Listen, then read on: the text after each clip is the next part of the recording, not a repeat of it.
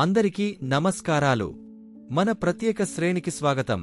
తరం తరాల మధ్య బంధం యొక్క ప్రాముఖ్యత, ప్రేమ, నేర్చుకోవడం మరియు పంచుకున్న జ్ఞానంతో కూడిన సులభమైన కథల ద్వారా మనం యువత మరియు పెద్దల మధ్య ఉన్న అందమైన అనుబంధాన్ని జరుపుకుంటున్నాం.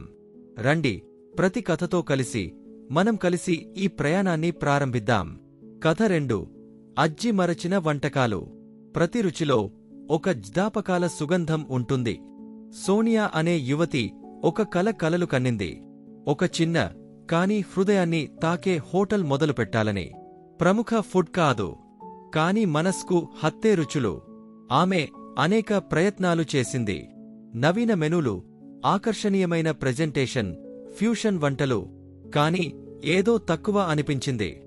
బాహ్యంగా రుచిగా ఉన్నా హృదయాన్ని తాకే మాధుర్యం లేకపోయింది. ఒక ఆదివారం చింతలతో నిండిన మనసుతో ఆమె తన గ్రామంలోని అజ్జి ఇంటికి వెళ్ళింది. పాత ఇంట్లో నెయ్యి వాసన, ఎండిన పుష్పాల పరిమళం, కాలాన్ని తాకిన జ్ఞాపకాలు. చాయ్ తాగుతూ సోనియా నిశ్శబ్దంగా అజ్జితో అనింది, అద్ది, ఏదో నా చేతిలోకి రాకుండా పోతున్నట్టుంది. ఏదో కోల్పోయిన ఫీల్.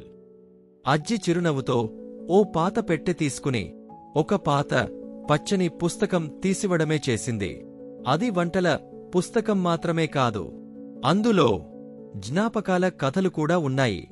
ఉగాది, దీపావళి, తాతగారి ఫేవరేట్ వంటలు, వానలో చేసిన పకోడా, వేసవిలో పెట్టిన ఉప్పుగాయలు. అవి కలిసి మళ్లీ వంటగదిలోకి వెళ్లారు. అజ్జి కొబ్బరి తురిమి మసాలా బట్టి ముద్ద చేస్తుంటే సోనియా కళ్ళు తాకట్టు పెట్టి చూస్తూ, అదే ప్రేమ, అదే పాఠం. తర్వాత సోనియా తన హోటల్ను మళ్లీ ప్రారంభించింది. పేరు పెట్టింది అజ్జి భోజనం.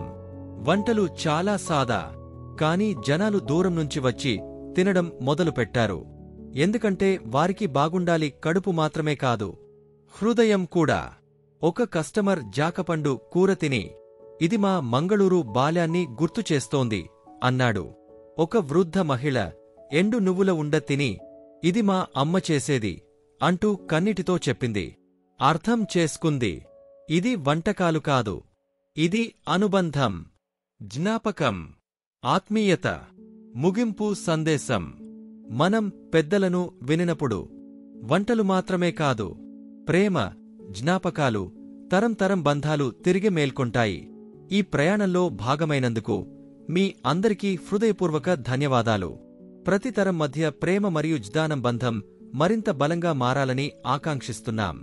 ఈ కథ మీకు నచ్చితే దయచేసి లైక్ చేయండి, సబ్స్క్రైబ్ చేయండి, కామెంట్ చేయండి మరియు షేర్ చేయండి అని మనవి. సంపర్కంలో ఉండండి, ప్రేరణతో ముందుకు సాగండి. ధన్యవాదాలు.